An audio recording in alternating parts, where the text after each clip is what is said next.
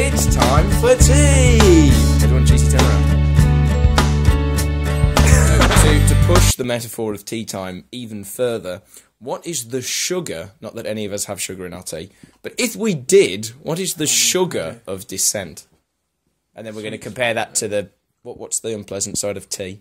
The washing up? The skin on the... Oh, the skin, no, the split bag.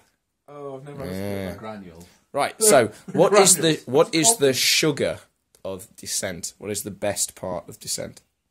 Simplicity, I would say. Mechanically, it's so straightforward. There's not really a learning curve to how the game works. You just pick it up. And everything's on the cards for you. It tells you what dice you need. So one of those simple to learn but hard to master things. Do you reckon, though? Is it hard to master? I mean, I think that the decisions are pretty straightforward. I've come from... So for you, it's the simplicity. Is the sugar? So I wouldn't say that. I'd say that for me, it's hard to master because I've come from a role playing background rather than I don't see it as a board game when I should see it as a board game. Ah. So mechanically, that's the thing that holds me back. So you've jumped straight from sugar to split bag. That's a split bag. But the sugar is playing as this character. So nobody likes him. But I like him, and I just love killing stuff. Of course you like him, he's a dwarf. Yeah. So the thing you like about the game is that it has a dwarf in it. Yeah, well, no. And the combat's really fun. The combat, when you actually are fighting things, is fun and intense. And I think I agree. There is definitely like a visceral feel. Yeah. To like cut, like when you damage, it really feels that you're like you are cutting in, definitely. Unless you roll really, really well, and then the Overlord still manages to roll. How many sixes in a row? On dice and I rolled as many sixes as I did ones. So what's the sugar for you, Alec? The simplicity of the combat, because it is very, he's very just simple. stolen your point. Sure. It is very simple. Well, no, Sean was on about the simplicity of the whole game, I think, weren't he? And how it's a game for 3. But no, the simplicity of the combat is nice. The fact that each character and monster has its own little trait as well. Shtick. Yeah. That's nice. They are distinctive. The monsters are very, especially very as mine's never been inventive. Used. Yeah. I like how the monsters work. Like how the Ettin has his throw ability and the goblins can run through things. Yeah. And the elemental has all these different...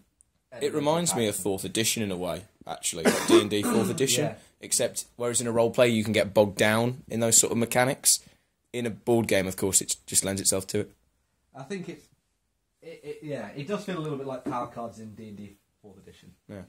Especially with like your upgrades, like your experience points. Yeah. Are very much like getting like That's a nice system as well, actually. The progression system for the characters. Whether you always get an experience point regardless. Yeah.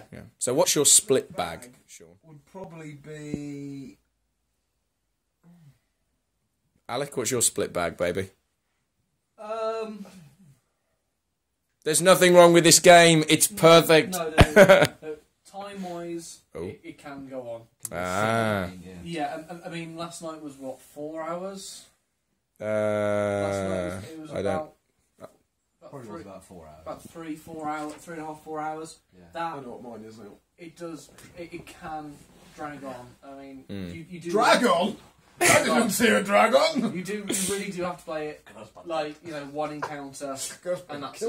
You can really play one encounter on each. Yeah, perhaps if we hadn't done the tutorial, it would have been like a more compact evening. That would have worked out. So normally we'll just do like one quest and that'll be it. Yeah.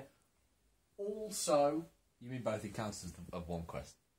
Yeah, a quest is the 2 encounters, yeah. Sorry. Yeah. Also, it is open to piggybacking. Callbacking, sorry. Piggybacking as well. No, it is. It is open to callbacking, which is a bit annoying, but there's a lot of games like that. I think part of that is because I think there's a difference between quarterbacking that comes, we've all played this game the same number of times, and I'm going to tell you what to do, and I know this game better than you, and you know the game well. So if the players don't play to their absolute...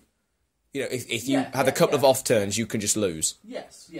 So I agree. It would be interesting to see the more we play, if that remains a thing. Yes. And finally, oh my gosh, this bag has just ruptured. Well, no, it's just little points. It's that just leaves in my tea. once a scenario has been played and you've worked out the best way to do it, that's it really. But that hasn't happened. No. Is that why you didn't choose the Goblin Farm one? Yes. The Goblin King? Yeah. It's why I didn't choose a Fat Goblin first, because we've always gone for Fat Goblin first. Well, the Overlord has always chosen Fat Goblin, or we've always chosen Fat Goblin first. Because we thought we had to. Yeah, but still, we've done it enough times now that we know how to do it, and how to do it quickly, in the best way that we can. So, the fact that you can only really play through it, like... Well, you can probably the only replayability of each scenario is limited. Yes, it is limited and decreases, because you can work out the quickest way to do things.